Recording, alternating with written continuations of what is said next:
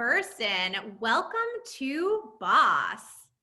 Thank you. I'm happy to be here. Josh Bersin is Global Future of Work thought leader, over 800,000 LinkedIn followers, and he said yes to do this amazing interview. Boss is my new LinkedIn thought leadership series where I interview my incredible executive network to help others learn, network, and pay it forward in this crazy new normal that is 2020. I have a history as a business guy for 20 years and became an analyst in human resources and workforce management and recruiting and learning and training and all those HR things about 20 years ago. I think the way I describe myself is as an industry analyst, because most of what I do is research and pattern matching and making sense of what's going on in technology and the economy and culture and the workforce.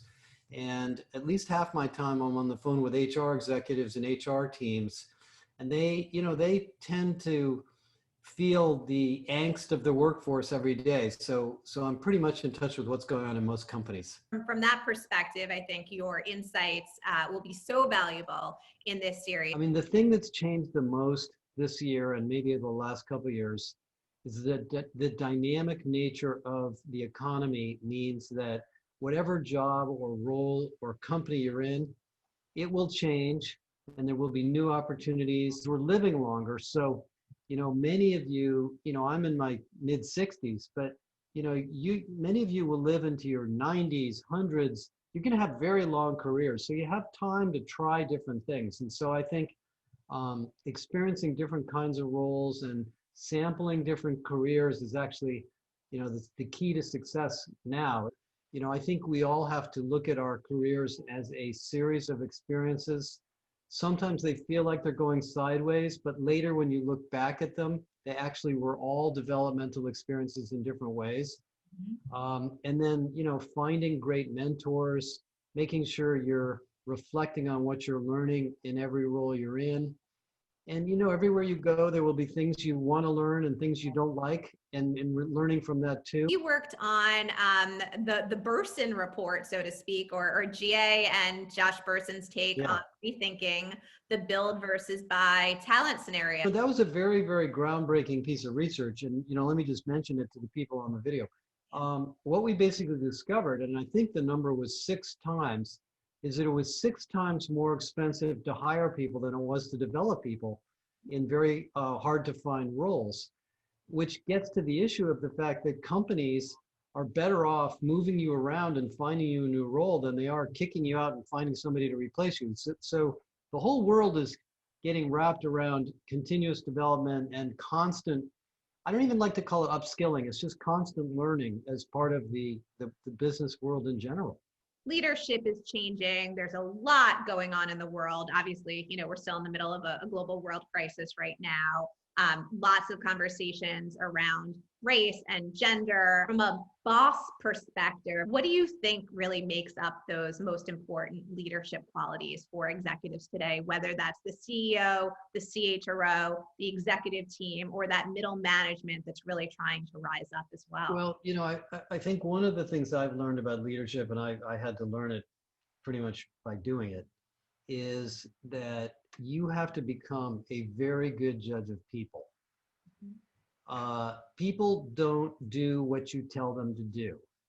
They do what they want to do. And so the role of a leader is to create an environment where people want to succeed through the success of the organization. Everybody every day has this balance between what do I want to do versus what does the company want me to do. And that goes on day by day by day, minute by minute. And so the better you can align what the organization's goals are with what the individual's goals are, the more successful you're going to be. And that means sometimes it's hiring the people into the right role. It's adjusting the role to fit the people. One of the things that changed a lot is it used to be people fit into jobs. Now jobs fit into people.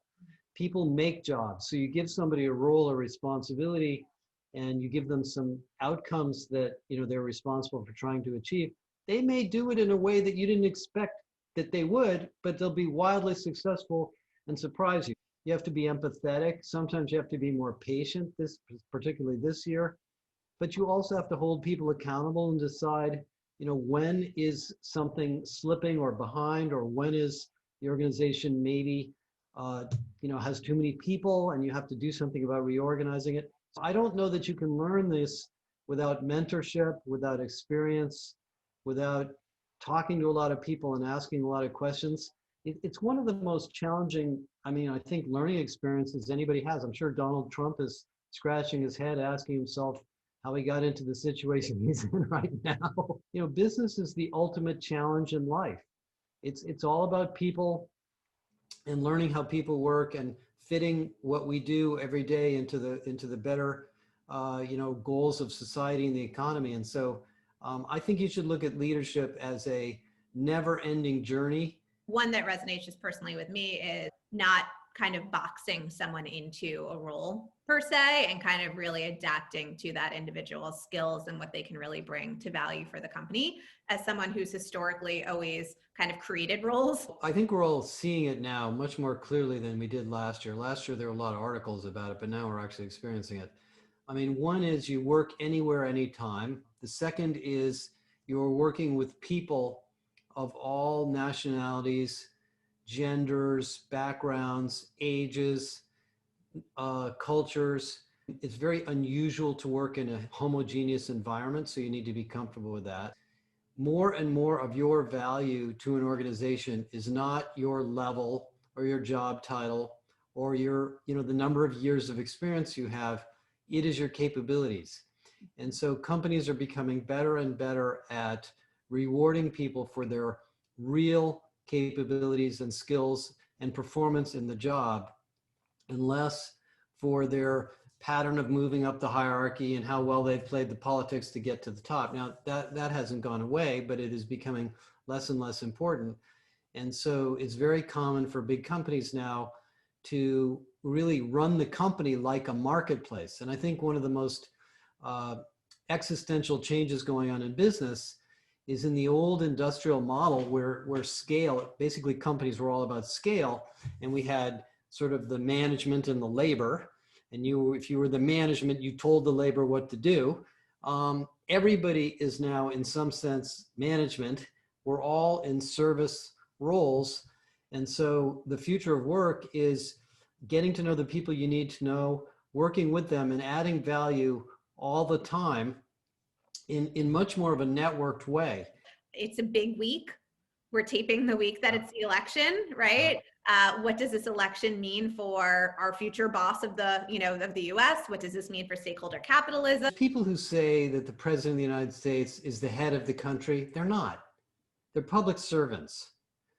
The best political leaders in the world are serving us. They are there to make our lives better. We are not there to make their lives better.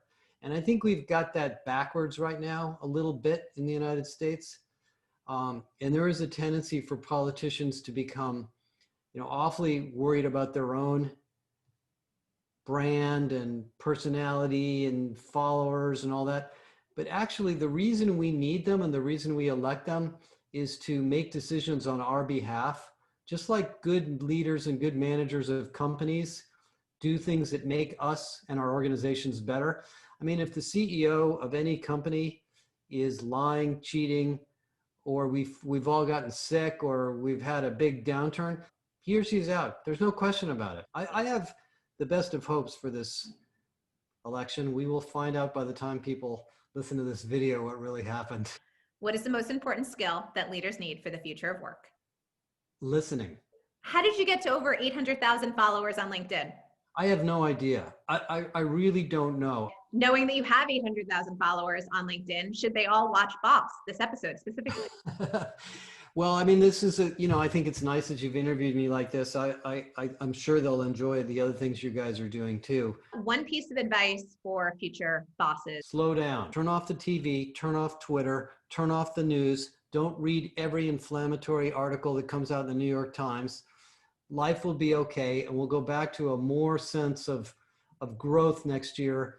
Personal growth, not just economic growth, than we had this year. And I think we'll all look back on this as an incredibly big learning experience during 2020. Thank you. Appreciate it. Bye, everyone.